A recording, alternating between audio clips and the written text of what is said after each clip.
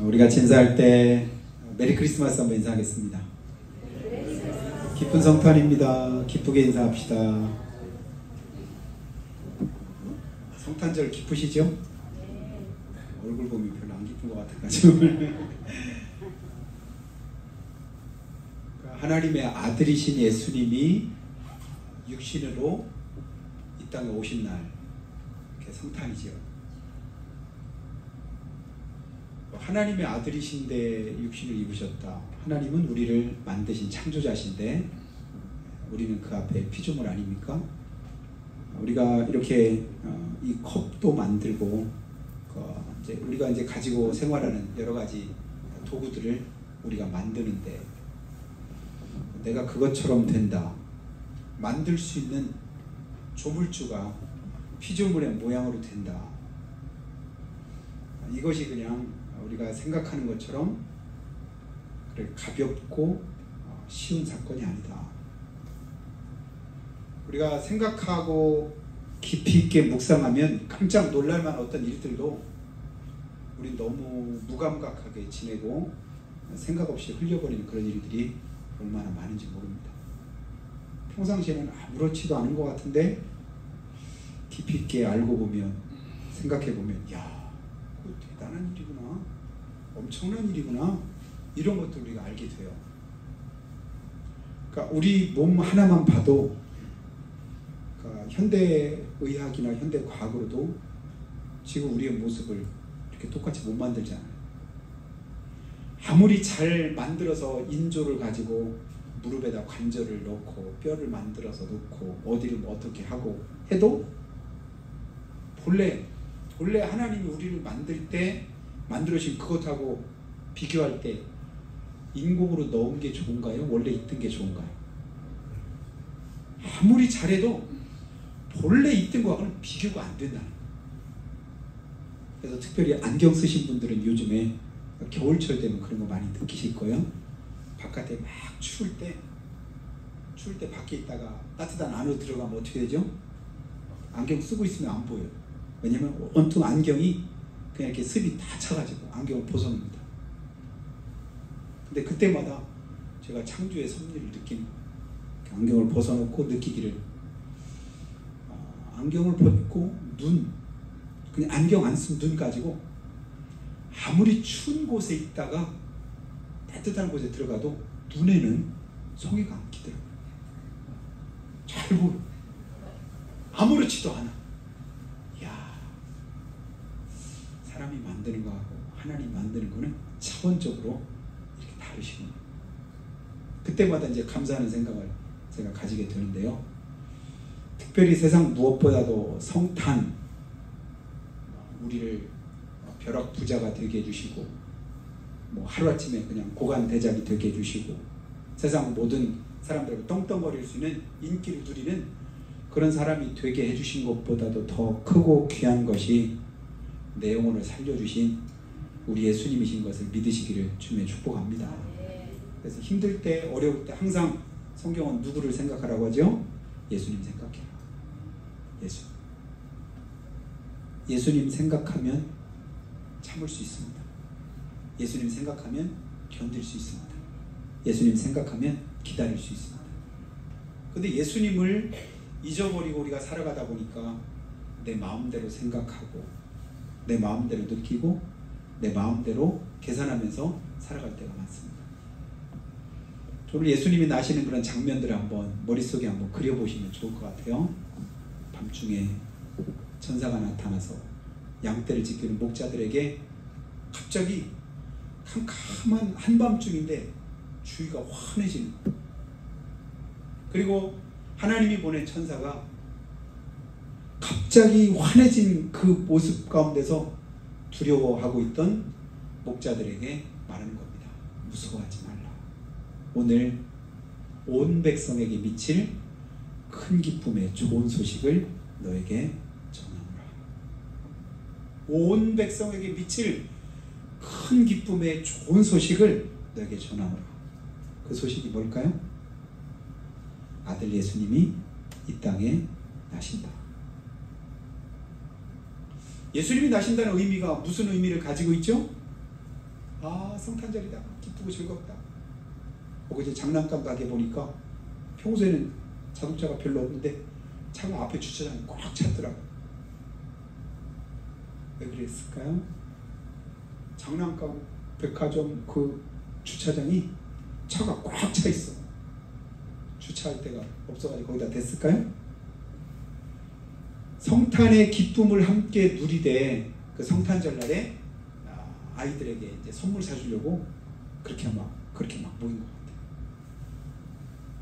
근데 성탄절은 우리 모두에게 누가 선물이라고요? 예수님이 선물인 줄 믿습니다. 그 예수님이 하나님이 약속하신 그대로 우리 가운데 오셨는데 왜 오셨을까요? 안 오시면, 예수님이 안 계시면 우리 모두에게는 소망이 없습니다. 진정한 예수님 없는 우리의 삶이 절망이라는 사실을 깨달아야 예수님이 얼마나 우리에게 감사하고 귀한가를 우리가 알게 되는데, 내가 처한 처지를 잘 모르면 성탄이 무슨 의미다. 놀러가고 쉬고 그냥 징글벨 좋아하고 기뻐하고 이것으로 그냥 그치는 것으로 우리가 생각하기 쉽습니다. 근데 우리가 에베소서를 통해서 또 다른 여러 성경들을 통해서 보는 것은 뭐죠? 허물과 죄로 죽었던 너희를, 허물과 죄로 우리의 영혼이 죽었습니다. 지금 우리가 숨쉬고 있다고, 육신으로 이렇게 살아있다고 해서 산 것이 아니라 우리 영혼 자체가 죄로 인해서 뭐 했다고요? 죽었다. 그래서 로마서 3장 23절에 말한 대로 모든 사람이 다 죄를 범했음에 하나님의 영광 이르지 못하다. 그 죄 가지고는 하나님께로 갈 수가 없더라. 하나님께 못 가면 어디 갈까요? 하나님 안 계신 곳에 가는데 그곳은 영원한 저주가 있는 곳이지요. 영원한 진노가 있는 곳이지요. 영원한 소망이 전혀 깃들지 않는 그곳에 우리가 있어야 되는데, 거기 있어야 될 우리를 하나님께서 구원하셔서 하나님께로 갈 수 있는 그 은혜를 우리에게 베푸셨다. 이게 성탄입니다. 로마 근교의 그 나폴리라고 하는 그 지역 그 근방에 도시가 하나 있는데, 여러분이 아는 대로 폼페이라고 하는 말을 들어보셨을까요? 폼페이. 안 가보셨어도 들어보셨죠? 영화로도 나왔던 예전에 폼페이 최후의 날. 도시인데 지금은 그 도시의 형태가 하나도 없다고 해요. 왜냐하면 화산이 폭발해가지고 도시 전체가 하루아침에 다 화산 속에 묻혔어요. 근데 이제 오래전에 어쩌다 보니까 이제 그걸 이제 발굴을 해냈는데, 일상적으로 생활하던 그 모습들을 갑작스럽게 화산이 폭발해서 용암이 깃들고, 그러다 보니까 옛날에 살아오던 그 모습들이 그대로 그 속에서 다 드러나는 거예요. 지금부터 한 2000년 전인데, 우리나라가 고구려, 백제, 신라 이렇게 삼국시대 하던 때가 한 1500년 전입니다.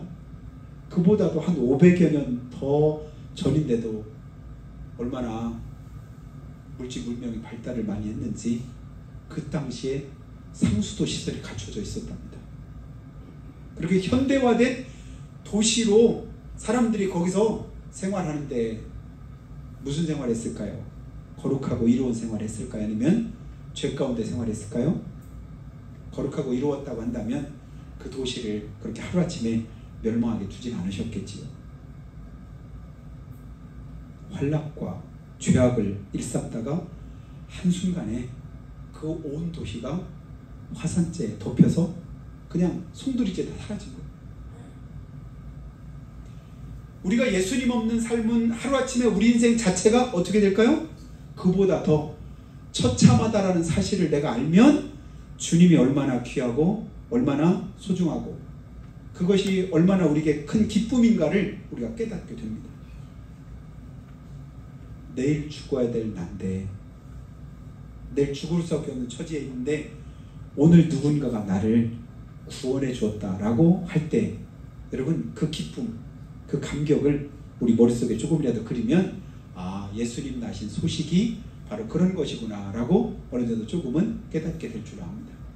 주님 나신 소식은 우리로 하여금 뭐한 소식이에요? 죽었다가 다시금 살 수 있게 된 소식이다. 진노 가운데 있다가 그 진노가 다 사라지고 우리 가운데 자유가 주어진 그날이다. 그 소식이 바로 예수님이 나신 소식입니다.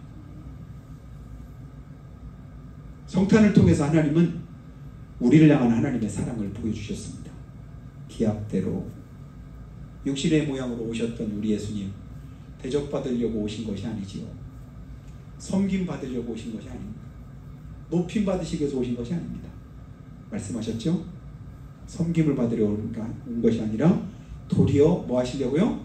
섬기려 하고 자기 목숨을 많은 사람에서 대속물로 주려 하시느니라. 오신 목적이 죽으시기 위해서 오셨습니다. 죽으시려. 그냥 가치없이 죽으시는 게 아니라 날 대신해서 죽으시려. 내가 죽어야 되는데 내 대신에 죄값으로 죽으시기 위해서 예수님이 오셨습니다. 다른 어느 누구도 우리 죄값을 해결할 수 없는데 우리 예수님만이 죄 없이 이 땅에 오셔서 그 모든 죄를 대속하실 수 있는 그런 능력을 가지셨기 때문에 그 예수님만이 우리의 구주가 되십니다. 그 예수님만이 우리를 하나님의 자녀가 되는 그런 은혜를 허락하실 수 있는 그런 우리의 구주가 되십니다. 앞에도 말한 것처럼 예수님은 창조자라고 했죠. 성부, 성자, 성령 삼위일체 하나님이십니다. 네, 빌립보서에 보니까 뭐라고 해요? 그는 근본 하나님의 본체시나 하나님과 동등됨을 취할 것으로 여기지 아니하시고 오히려 종의 모양으로 그 형태를 가지사 사람의 모양으로 이 땅에 오셨으니,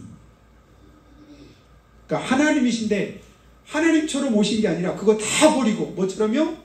종처럼 오신 거. 왕이었다가 나라를 뺏겼습니다. 왕이었다가 큰 소리 치고 모든 사람 말 한마디면 다 그냥 이루어졌던 그런 이제 권세를 누렸던 사람이 나라를 뺏기고 나니까 나를 빼앗은 그 나라에서 뭐가 됐냐면 노비가 되고 종이 됩니다. 머릿속으로 한번 생각해보세요. 사극을 통해서 우리가 가끔 보잖아요. 그렇게 떵떵거리고 큰 소리 치고 고관 대작으로 또 왕으로 그렇게 군림하던 사람이 한순간에 노비가 되고 종이 되어서 살아간다면 그 삶 자체가 얼마나 비참할까요? 본래부터 그렇게 살던 사람은 당연히 그런 거라고 생각하면서 살으니까 하니까 크게 뭐 이렇게 불쌍하고 뭐 이런 느낌이 별로 안 드는데 바로 어제까지 큰 소리 치고 다른 사람들 내려다보고 얼마나 자기가 원하는 대로 그렇게 행하다가 하루아침이 그 모든 상황이 다 바뀌었다고 할 때 그 삶은 비참하게 이를 데 없는 것이죠. 우리 예수님이 그보다 더하면 됐지 못하시지 않으신 줄로 믿습니다. 하늘 보좌를 버리셨다. 하늘 보좌를 버리셨다. 그리고 사람의 이 땅에 오셨다. 그리고 낮고 천한 모습이 돼서 사람들로부터도 뭐 하시지 않았냐면 환영받지도 못하셨습니다. 사람들 앞에서도 감을 때 그냥 가뭄에 큰 신이 나온 그 새싹 힘없어가지고 그냥 비가 잘 오고 땅이 그냥 기름질 때는 여러분 곡식이 나올 때도 어떻게 해요? 굵게 그냥 쑥 반듯이 나오잖아요. 근데 보니까 진짜 감을 때 땅이 그냥 다 말라 비틀어져가지고 싹이 나오는데 날까 말까 봤더니 어느 날 나왔는데 보니까 큰 신이 나오니까 어떻게 나와요? 반듯이 나오는 게 아니라 쭈글쭈글 어쩜 이렇게 이게 살지 말지 이걸 밟아 뭐해? 볼 때 그냥 너무 비참한 예수님의 모습이 그러셨답니다. 저는 사극을 좋아하는데 혹시 여러분 강감찬 장군 아시나요? 남자분들은 조금 끄덕거리죠. 요즘에 강감찬 뭐 그거 나온다고 하던데 보셨나요? 응? 옛날에 역사 시간에 봤더니 강감찬 장군이 어느 날 사신하고 이렇게 이러는데 잘생긴 사신을 말에다 태우고 자기가 말고삐를 잡고 사신을 맞는데 사신이 묘하게도 강감찬 장군을 알아보더래요. 왜냐면 워낙 소문이 났으니까. 키도 작지 얼굴도 못생겼지 볼품도 없지. 그게 강감찬 장군. 이걸 미리 알고 말굽기 잡고 왔던 그 앞에 장군인 걸 알아보더랍니다. 보통 당시에 24살 정도의 이제 과거에 급제를 한다고 한다면 이분은 35인가 돼가지고 그때도 과거에 급제했답니다. 그리고 본래 우리가 저도 강감찬 장군 해가지고 장군으로만 알았는데 본래는 이분이 장군이 아니었더만요. 저는 이번에 알았습니다. 원래는 문관 출신이에요. 그런데 그분이 그렇게 뒤늦게 이제 급제도 하고 그리고 30여 년 동안은 그냥 문관으로 이렇게 나라에서 이렇게 생활을 했는데 굉장히 독불 장군이었다고 해요. 다른 사람 말 잘 안 듣고 자기 말만 바른 소리만 두고 하다 보니까 거의 그냥 좋은 자리 못 차지하고 좀 아부도 하고 이래야 좋은 자리 차지하는데 막 고든 말만 하고 근데 그분이 고려라고 하는 나라를 구했다는 거 아닙니까? 근데 그분의 일대기를 여러분 책으로 한번 보시든지 아니면 지금 어디 방송인가 모르겠는데 어디서 나온다고 하는 걸 제가 이제 기사를 통해서 봤는데 한번 보시면 기가 막혀. 오늘날 그런 전쟁을 한다고 해도 할 수 없을 텐데 어떻게 그 당시에 그렇게 할 수 있었을까? 야, 진짜 묘하다. 근데 그보다 더 묘한 건 뭐냐면 그 묘한 사람을 이 땅에 허락하신 하나님이 진짜 묘하시다. 저는 그 생각이 드는 거예요. 우리나라가 위기에 처할 때마다 그때마다 나라를 구할 수 있는 그런 인물들을 하나님이 툭툭 던져 놓으시더라고요. 임진왜란 때는 이순신 장군, 또 이제 우리가 힘들어요 세종대왕, 또 어느 때는 또 어떤 왕 을지문덕, 또 누구를 야 그분들이 한 시대에 다 모아있지 않고 그때 어려울 때마다 나라를 구할 수 있는 그런 사람들로 하나님이 다 이민족을 그만큼 사랑하신 것 같아요. 우리 모두도 하나님의 그 사랑 안에서 지금도 살아가고 있다는 사실을 여러분 깨달으면 좋겠습니다. 그리고 오늘 큰 기쁨의 좋은 소식으로 예수님을 우리 가운데 보내주셨다. 높고 높은 하늘 보자 버리시고 낮고 천한 이 땅에 누구 모양으로? 종의 형체를 가지고 오신 우리 예수님. 우리도 그를 귀히 여기지 않았도다. 다른 사람을 그냥 그러려 하지만 당시에 성경을 믿고 하나님을 섬기던 사람들도 예수님을 귀히 여기지 않았도다. 근데 예수님은 개의치 않으셨습니다. 알아달라고 하지도 않으셨어요. 그리고 예수님은 그냥 어디 가서 무게 잡고 그리고 가시지도 않으셨습니다. 친히 제자들의 발을 씻어주기까지 섬기셨던 분입니다. 그리고 묵묵히 누가 뭐라고 해도 십자가에서 내려오라고 그렇게 큰 소리 막 치잖아요. 십자가에 달려서 지금 이제 큰 고통 가운데 있는데 왜 죽는지도 사람들은 몰라요. 근데 예수님은 아시지요. 오실 때부터 그렇게 하기 위해서 오셨으니까. 피 흘려 죽으시기 위해서 오셨습니다. 근데 사람들은 뭐라고 해요? 자기가 하나님의 아들이면 십자가에서 내려와 봐라. 그러면 내가 믿을게. 십자가에서 내려오면 내가 인정할게. 그런데 예수님은 십자가에서 내려오실 수 있으실까요? 없으실까요? 있으셔요? 없으셔요? 예수님께 능치 못함이 없으시죠. 그런데도 예수님은 안 내려오십니다. 그냥 그 소리를 다 들으시고 그 모욕을 다 받으시고 사람들의 손가락질을 다 당하시고 그러면서도 예수님은 침묵하십니다. 그리고 그냥 그 모든 고통과 고난을 친히 다 겪으십니다. 이유가 뭘까요? 우리 구원하시며 저들이 하는 것을 알지 못하나이다. 예수님이 왜 십자가를 지었는지조차도 알지 못하고 지금 저 때문에 흘리고 있는 그 피를, 고난을, 그 당하는 모욕을 모르니까 마음껏 그냥 얘기하는 거예요. 함부로 말하는 거예요. 근데 우리 예수님은 구원하시기 위해서 십자가에서 내려오시는데도 안 내려오셨어요. 잡으러 왔을 때도 베드로가 그냥 잡으러 온 사람을 그냥 칼로 그냥 귀까지 말고의 귀를 막 자를 정도로 누구를 덤비기만 해. 예수님 내가 지킬게요. 근데도 예수님 뭐라고 하셔요? 그것까지 참아라. 그것까지 참아라. 근데 성경은 우리에게도 동일한 너희 안에 이 마음을 품으라. 곧 그리스도 예수의 마음이니. 그러면서 예수님의 마음을 우리 안에도 품으라고요. 근데 우린 지금도 뭐예요? 칼 들고 나오기만 해. 그냥 눈 부릅뜨고 기회만 되면 원수 갚으려고 하고 복수하려고 하고 안 갚으면 하려고 하고 그런 마음 가지잖아요. 근데 주님은 지금도 말씀하십니다. 그것까지 참으라. 그리고 주님이 몸소 본을 보이셨습니다. 참으셨습니다. 그리고 십자가를 지셨습니다. 그리고 우리를 구원하셔서 하나님의 친백성이 되게 하신 것을 믿으시기를 주님을 축복합니다. 몇 년 전에 26살에 교통사고를 당해가지고 하반신이 마비되고 장애를 입은 어떤 남자가 있었는데 41살 됐을 때 자기보다 8살 어린 그런 이제 신부와 함께 결혼을 했습니다. 그러니까 사람들이 뭐라고 하냐면 그 신부한테 아이고 참 대단해. 어떻게 그렇게 참 훌륭하다고. 그렇게 몸도 잘 가누지 못하고 불편한 그 남자와 결혼한 그 사랑이 너무도 귀하다고 크다고 그러면서 사람들이 막 대단하다고 칭찬하는 거예요. 그래요, 안 그래요? 자기를 온전히 희생하지 않으면 안 되는 그 길을 선택한 거잖아요. 그런데 그 말을 듣던 친정 아버지가 뭐라고 하는지 아세요? 친정 아버지가 다른 사람들은 다 잘했다고 칭찬하고 사람들은 다 그냥 아이고 대단하다고 말하는데도 불구하고 그 친정 아버지만큼은 뭐라고 하냐면 그 딸을 바라보는 마음이 너무 아프다. 다른 사람들은 대단하다고 박수치는데 친정아버지 속으로 뭐 하는 거예요? 아픔을 삼키는 거예요. 왜요?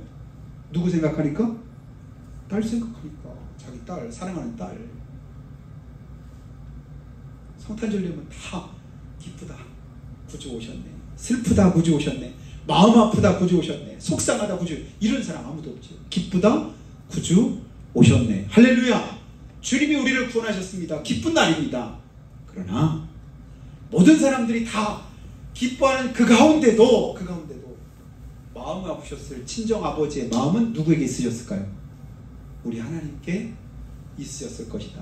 이걸 제가 성탄절 때마다 한 번씩 말씀을 드리는 것 같습니다. 왜냐하면 그걸 우리가 놓칠 때가 많기 때문에 그래요. 기쁘다 흥청망청 하다 보면 하나님의 그 크신 사랑을 우리가 놓칠 때가 있는 것 같습니다. 엘리 엘리 라마 사박다니, 아버지여 어찌하여 나를 버리시나이까 라고 육신으로 부르짖는 십자가에서 마지막 예수님의 그 울부짖음을 하나님이 들으셨을 때 그 마음을, 그 심정을 표출할 길이 없잖아요. 그 아픔을 뭘 표현하겠어요? 그 앞에 있는 사람들 다 쓸어버릴까요? 벼락 내려가지고 다 그냥 저들을 쳐버릴까요? 아니죠. 그 마음이 바위가 깨지고 무덤이 터지고 막 그러는 이제 자연 현상을 통해서 하나님의 마음이 그랬겠다라고 저는 생각이 됩니다. 그 아픈 마음을 가지고도 예수님을 우리 가운데 보내신 그 이유, 지극히 높은 곳에서는 하나님께 뭐예요? 영광이요. 땅에서는, 그 다음 말씀이 중요합니다. 땅에서는, 거기 한번 같이 읽어볼까요? 시작. 하나님을 기뻐하신 사람들 중에 평화로다. 하나님이 기뻐하신 사람들 중에 뭐래요? 평화로다. 누구에게 평화래요? 하나님이 기뻐하신 사람들 중에 평화로다. 하나님이 기뻐하신 사람들이 누굴까요? 오늘 저와 여러분들인 줄로 믿습니다. 예수를 믿고 고백하고 하나님 말씀대로 살겠다. 예수님 오신 것이 나를 위해서, 나를 구원하시기 위해서, 자녀 삼으시려고, 하나님 나라 백성 되게 하시려고 예수님께서 이 땅에 오셨다라고 고백하고 믿는 우리를 하나님이 기뻐하신 줄 믿습니다. 그리고는 우리 가운데 뭘 주셔요? 평화를 주님이 주시기를 원하십니다. 그 평화가 저 여러분에게 함께 하시기를 주님의 축복합니다. 주님 오늘도 그 기쁜 소식을, 그 은혜를 저 여러분에게 부어주시려고 이 가운데 함께 하시면서 우리 예배를 받고 계십니다. 그리고 그때 가졌던 그 아픈 마음을 우리 예배를 통해서 우리 하나님이 위로받으시지 않으실까? 우리가 돌리는 영광을 통해서 하나님께서 기뻐하지 않으실까? 하나님께 영광이라고 할 때 영광이 뭐예요? 하나님께 박수 쳐드리는 거예요. 잘하셨습니다. 하나님 참 훌륭하십니다. 하나님 대단하십니다. 하나님 우리가 할 수 없는 모든 일을 주님이 너무도 훌륭하게 잘하셨습니다. 이게 하나님께 영광이거든요. 그래서 모든 것을 하나님께 영광 돌립니다. 하나님께 박수 쳐드리는 거예요. 성탄을 우리에게 허락하시고 독생 예수님 우리 가운데 주신 그 하나님께 우리 박수로 한번 영광 돌리면 좋겠습니다. 할 수 없는 어느 누구도 할 수 없는 그것을 주님이 하셨습니다. 그래서 여러분이 하나님의 자녀가 되었습니다. 그리고 천국 백성 되었습니다. 천국 소망하면서 살아갈 때 우리 남은 삶이 날마다 그 은혜 아래서 기뻐하며 감사하는 축복된 삶 되시기를 예수님의 이름으로 축원합니다. 기도할 때 하나님, 우리는 부와 귀와 영화를 쫓아서 살아가는데 하나님의 아들이신 예수님은 낮고 천한 곳을 일부러 찾아오셨고 또 그 험한 길을 주님께서 걸어가셨습니다. 이유는 우리를 향한 사랑 때문입니다. 우리를 구원하시기 위해서 자녀 삼으시고 천국 백성 되게 하시려고 이 일을 이루셨습니다. 우리가 이 시간 주님의 그 크신 사랑을 기억합니다. 또 감사함으로 하나님께 영광을 돌립니다. 우리도 그 길 따라서 아버지 하나님 기뻐하시는 일에 온전히 쓰임받기를 원합니다. 하나님이 기뻐하신 사람들 중에 평화가 임하기를 주님께서 말씀하실 때 우리 가운데 그 평화가 임하기를 원합니다. 주여 도와주시라고, 붙들어 주시라고, 우리 남은 삶에 하나님의 영광으로 가득하도록 축복해 주시옵기를 오늘 이 시간 성탄의 기쁨으로 하나님께 영광 돌리는 우리 모두 되도록 은혜 주시옵기를 한 목소리로 고백하며 기도하겠습니다. 하나님 아버지, 은혜와 사랑을 감사합니다.